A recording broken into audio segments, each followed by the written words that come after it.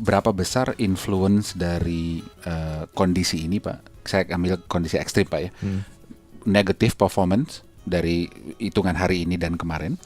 Tapi dia sekarang mau melakukan, misalnya dia mau jual gitu ya. Tapi dia merasa bahwa the future value itu sebetulnya masih ada. Nah, bagaimana Pak ini di dalam memposisikan ini kepada, katakanlah dari pihak penjual kepada pihak investor, pembeli, kepada investor atau strategic partner, apakah nanti namanya merger dan sebagainya, untuk dan memperlihatkan potensi ini, apakah harus istilahnya saya sama Bapak debat gitu ya, saya penjual, Bapak pembeli, Bapak bilang apa, saya bilang apa, atau harus ada pihak ketiga atau pihak keempat yang sekiranya mungkin harus dilibatkan, dan apakah secara umum Pak dilakukan evaluasi itu atau valuation itu hanya antara si penjual dan pembeli, atau harus ada pihak-pihak lain yang mesti dilibatkan sehingga apa ya, katakanlah ada satu perspektif yang netral gitu. Biasanya gimana sih Pak, kan tadi kita bicara seakan-akan semuanya in secrecy, nggak ada orang lain gitu ya. Tapi sebenarnya itu gimana sih Pak dalam ininya? Sebetulnya prosesnya yang secrecy. Oh, prosesnya yang secrecy. Siapa yang terlibat itu harus selalu ada orang luar.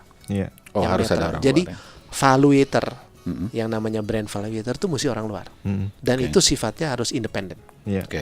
Untuk mencegah bahwa tidak vested, nggak ada konflik of interest gitu ya. Jadi itu harus itu. Jadi brand valuator biasanya adalah suatu independent firm, independent consultant yang ditunjuk. Nah, tapi persoalannya yang nunjuk siapa? Si pembeli atau si penjual gitu kan. Nah itu bisa menjadi debat lagi gitu. Sehingga saya pernah dengar cerita itu sampai dibutuhkan 3 brand valuator company atau brand valuator firm. Satu dari pihak pembeli, satu dari pihak penjual, kemudian ada satu di tengah.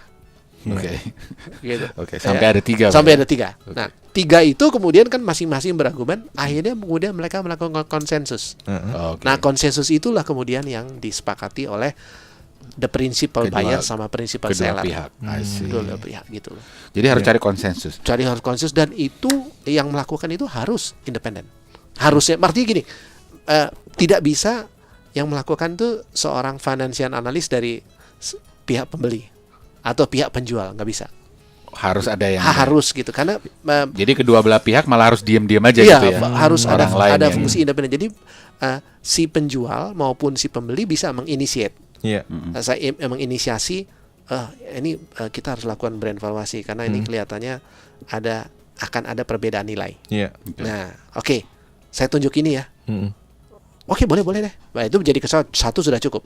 Tapi kadang-kadang enggak, saya mau pakai ini. Tapi saya suka ini. Ya udah, jalanin dua-dua.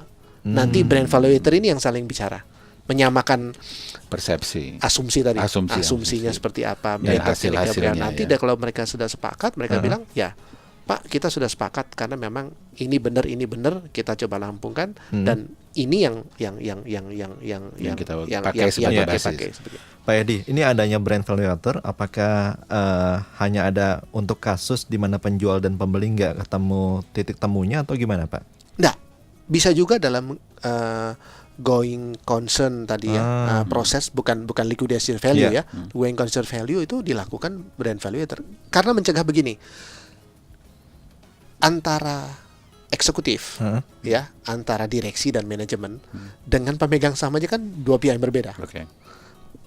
Kalau manajemen direksi maunya bagus terus dong. Prosesnya begini, pemegang saham komisaris bilang belum tentu. Dia bilang enak aja, nanti habis itu buntut-buntutnya gue mesti kasih bonus. Nah, mereka bilang kalau gitu kita bentuk nunjuk independen, exactly like auditor. Kayak auditor. Kita butuh apa itu? Butuh konsultan tuh gunanya kan untuk melepaskan itu loh, benturan kepentingan. Biasanya Pak kalau tadi sampai ada 2 atau 3 gitu ya, walaupun tentunya nanti terjadi konsensus ya, yang mana yang mau dipakai sebagai basis.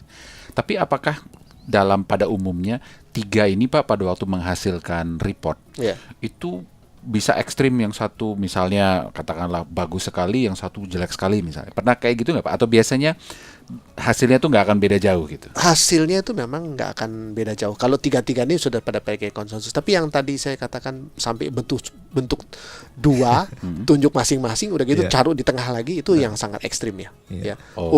Umumnya mereka sepakat. Oke, kita tunjuk misalnya omong kosong ini ya, maki-maki sebagai brand valuator. Terima kasih Pak. Ya.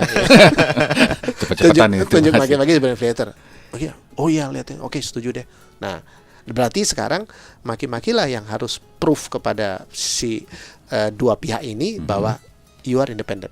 You are professional. Gitu ya. Nah, terakhir nih Pak, apakah ada suatu perbedaan fundamental Pak kalau proses ini dilakukan secara tertutup maupun terbuka, misalnya untuk perusahaan yang sudah IPO? Artinya gini, pertanyaannya adalah, kan kalau informasi itu sudah ada di publik Pak, semua orang bisa baca, laporan keuangan jelas.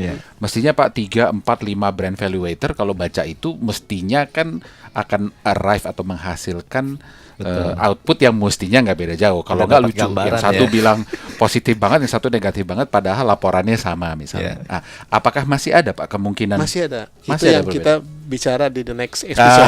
Karena bicara tentang model, tentang approach, tentang method. Yang satu menggunakan historical, yang satu menggunakan aset, yang satu menggunakan market value. Itu approach-nya berbeda-beda. Kemudian yang satu saya mengatakan ini sepertiga, ini seperdua, ini. Nah itu yang kemudian. Jadi si tiga ini juga harus janjian dulu ya. Semua pakai approach mana gitu. Betul. Oh I see, oke. Berarti next kita akan ngomongin ini penting banget. Itu semacam dibutuhkan keahlian atau kepewen untuk melakukan negosiasi ya, brand valuator itu ya Pak. Saya kira begitu.